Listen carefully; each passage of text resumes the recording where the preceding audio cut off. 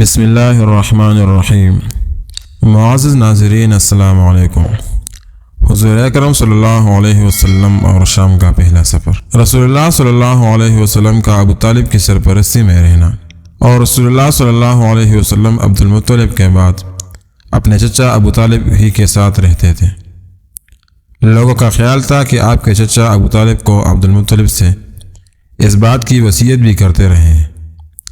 اس کا سبب یہ تھا کہ رسول اللہ صلی اللہ علیہ وسلم کے والد عبداللہ اور ابو طالب دونوں ماں اور باپ کی طرف سے ایک تھے، یعنی حقیقی بائی تھے۔ ان کی نانی فاطمہ عمر بن عائز بن عبد بن عمران بن مخزوم کی بیٹی تھی۔ ابن اسحاق نے کہا کہ رسول اللہ صلی اللہ علیہ وسلم کے دادا کے بعد آپ کی سرپرستی ابو طالب ہی کیا کرتے تھے۔ آپ انہی کے پاس اور انہی کے ساتھ رہا کرتے تھے۔ ابن ہشام نے کہا کہ لہب اس شنوا کی اولاد میں سے تھا جو پیشگوئی کرنے والا تھا۔ جب وہ مکہ آتا تو لوگ اس کے پاس اپنے لڑکوں کو لاتے، وہ انہیں دیکھتا اور لوگوں سے ان کے متعلق پیشن گوئیاں کرتا۔ راوی نے کہا کہ آپ جب کم عمر تھے تو ابو طالب ان لڑکوں کے ساتھ جن کو اس کے پاس لا رہے تھے آپ کو بھی لائے۔ اس نے رسول اللہ صلی اللہ علیہ وسلم کو دیکھا اور پھر بعد مصروفیتوں نے اس کو آپ کی جانب سے دوسری طرف مصروف کر دیا۔ جب وہ فارغ ہوا تو کہا کہ اس لڑکے کو تو میرے پاس لاؤ۔ ابو طالب نے جب آپ کی جانب اسے متوجہ دیکھا تو آپ کو اس کے پاس سے ایک الگ کر دیا اور کہنے لگا، ارے تم لوگوں پر افسوس ہے، اس لڑکے کو جس کو میں نے ابھی دیکھا تھا میرے پاس لوٹا دو، خدا کی قسم اس کی تو بڑی شان ہوگی۔ راوی نے کہا کہ پھر تو ابو طالب آپ کو ہی لے گئے۔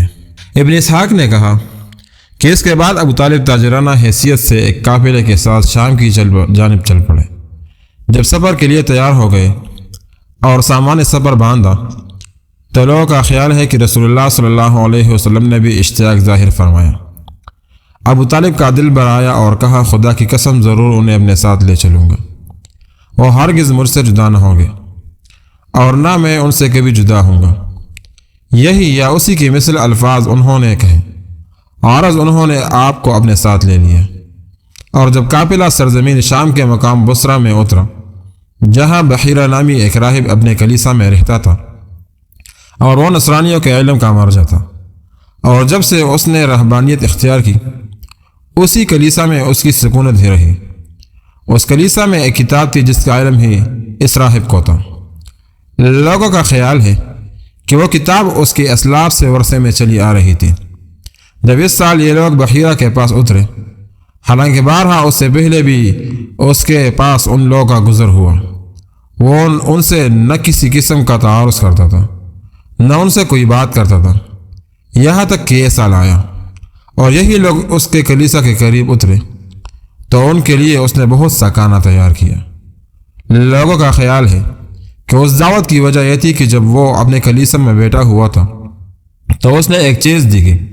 ان کا خیال ہے کہ جب وہ اپنے کلیسا میں تھا اور یہ لوگ آ رہے تھے تو اس نے رسول اللہ صلی اللہ علیہ وسلم کو قافلے میں اس حال میں دیکھا کہ آپ لوگوں کے درمیان ہیں اور آپ پر ایک ابر کا ٹکڑا سایہ فگن ہے۔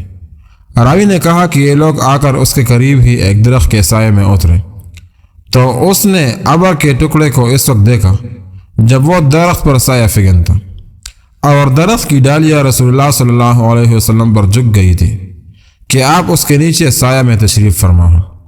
جب بحیرہ نے یہ دیکھا تو اپنے کلیسا سے اترا اور کھانے کی تیاری کا حکم دے دیا۔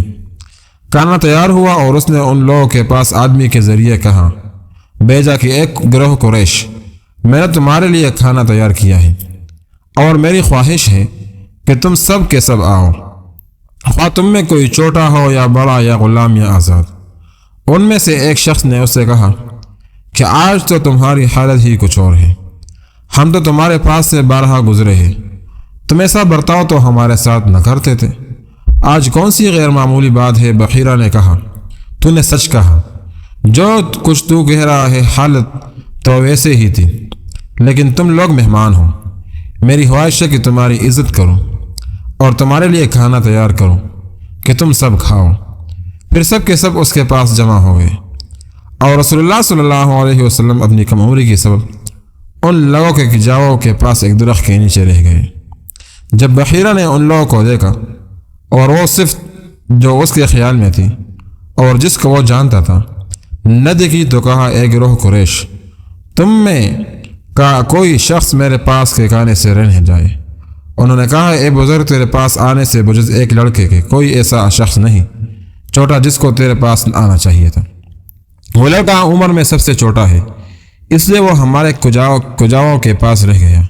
اس نے کہا، ایسا نہ کرو، اس کو بھی بلاؤ کہ وہ بھی اس کھانے میں تم سب کے ساتھ رہے۔ قریش کے پاس ایک شخص نے انہی کے ساتھ تھا، کہا، لات و عزا کی قسم، ہمارے لیے باعث ذلت ہے کہ ہم میں کا عبداللہ بن عبد المطلب کا بیٹا کھانے سے چوٹ رہے ہیں۔ پھر وہ آپ کے پاس گیا اور آپ کو گود میں اٹھا لایا اور لوگوں کے ساتھ آپ کو بٹھا دیا، اور جب آپ کو بحیرہ نے دیکھا تو نہایت ہی غور سے آپ کو دیکھنے لگا اور آپ کے جسد مبارک کے ان خاص حصوں کا معائنہ کرنے لگا جن کے صفات آپ کی شناخت میں آپ اپنے پاس تھا، یہاں تک کہ جب وہ لوگ کھانے سے پارے ہوئے اور ادھر ادھر چلے گئے تو وہ اٹھ کر آپ کے پاس آیا اور کہا، اے لڑکے، لات و عزا کی قسم دے کر میں تجھ سے پوچھتا ہوں کہ جو بات میں تجھ سے پوچھوں گا بتاتا جا۔ اور بحیرہ نے ایسا آپ سے اس لیے کہا کہ اس نے آپ کی قوم کو ان دونوں کی قسمیں کھاتے ہوئے سنا تھا۔ لوگوں کا خیال ہے کہ رسول اللہ صلی اللہ علیہ وسلم نے فرمایا، لا تسألنی باللات والعزا شیئا فواللہ ما اویت شیئا قط بعدها۔ لات و عزا کی قسم دے کر مجھ سے کوئی بات نہ پوچھ، خدا کی قسم مجھے ان دونوں سے جتنا بغض ہے اور کسی چیز سے بھی نہیں رہا۔ تو بحیرہ نے آپ سے کہا، اللہ کی قسم آپ مجھے وہ بتلائے جو آپ سے میں پوچھتا جاؤں۔ تو آپ نے فرمایا، جو تمہیں مناسب معلوم ہو وہ مجھ سے دریافت کرو۔ پھر وہ آپ صلی اللہ علیہ وسلم کے حالات، آپ کی نیند، آپ کی حیت اور آپ کے معاملات کے متعلق سوال کرنے لگا، اور رسول اللہ صلی اللہ علیہ وسلم بھی اس کو اپنے حالات کی نسبت خبر دینے لگے۔ وہ تمام باتیں آپ کے ان صفات کے مطابق ہوتی گئیں جو اس کے پاس تھی۔ پھر اس نے آپ کی پشت مبارک کو دیکھا، اس نے دیکھا کہ آپ کے دونوں شانوں کے درمیان مہر نبوت کا نشان اسی مقام پر موجود ہے جو آپ کی صفت میں اس کے پاس مرقوم تھا۔ ابن ہشام نے کہا کہ وہ سینگوں کے نشان کا سا تھا۔ ابن اسحاق نے کہا کہ جب وہ اس سے پارے ہوا تو آپ کے چچا ابو طالب کی جانب متوجہ ہوا اور ان سے کہا، اس لڑکے کا تم سے کیا رشتہ ہے؟ انہوں نے کہا، اسے کہا میرا بیٹا ہے۔ بحیرہ نے ان سے کہا، یہ تمہارا بیٹا نہیں، اس لڑکے کا باپ زندہ نہ ہونا چاہیے۔ انہوں نے کہا، میرے بھائی کا لڑکا ہے۔ اس نے کہا، پھر اس کے باپ نے کیا کیا، یعنی وہ کہاں ہے؟ انہوں نے کہا کہ ان کا اس وقت انتقال ہوا جب اس لڑکے کی ماں حاملہ تھی۔ اس نے کہا، تم نے سچ کہا، تم اپنے بھتیجے کو لے کر اس کے شہر کو واپس جاؤ اور یہود سے اس کی حفاظت کرو۔ خدا کی قسم اگر انہوں نے اس کو دیکھ لیا اور اس کے متعلق جو کچھ میں نے جانا انہوں نے بھی جان لیا تو اسے ضرور پہنچانا چاہیں گے، کیونکہ تمہارے اس بھتیجے کی ایک بڑی شان ہونے والی ہے۔ بس اس لیے ہوئے اس کے شہر جلد لے جاؤ۔ آپ کے چچا ابو طالب جب اپنی شام کی تجارت سے پارے ہو گئے تو وہاں سے جلد نکلے اور آپ کو لے کر مکہ چلے آئے۔ لوگوں نے اپنی روایتوں میں یہ خیال بھی ظاہر کیا کہ زیر اور تمام اور دریلس نے بھی جو اہل کتاب ہی میں سے تھے اسی سفر میں جس میں آپ اپنے چچا ابو طالب کے ساتھ تھے، انہی نظروں سے رسول اللہ صلی اللہ علیہ وسلم کو دیکھا جس نظر سے بحیرہ نے دیکھا تھا، اور انہوں نے آپ کو ضرور پہچانا بھی چاہا، لیکن بحیرہ نے آپ کو ان سے باز رکھا اور انہیں اللہ کی یاد دلائی اور انہیں وہ سب باتیں یاد دلائی جن کو اپنی کتاب میں آپ کے اوصاف اور تذکرہ میں پاتے تھے، اور یہ بات بھی جتائی کہ اگر وہ سب کے سب اس ارادے پر جو وہ آپ کے ساتھ کرنا چاہتے ہیں وہ متفق بھی ہو گئے تو وہ آپ تک بے روک نہ پہنچ سکیں گے، اور اس نے انہیں نہ چھوڑا حتیٰ کہ وہ اس بات کو سمجھ گئے جو وہ ان سے کہہ رہا تھا۔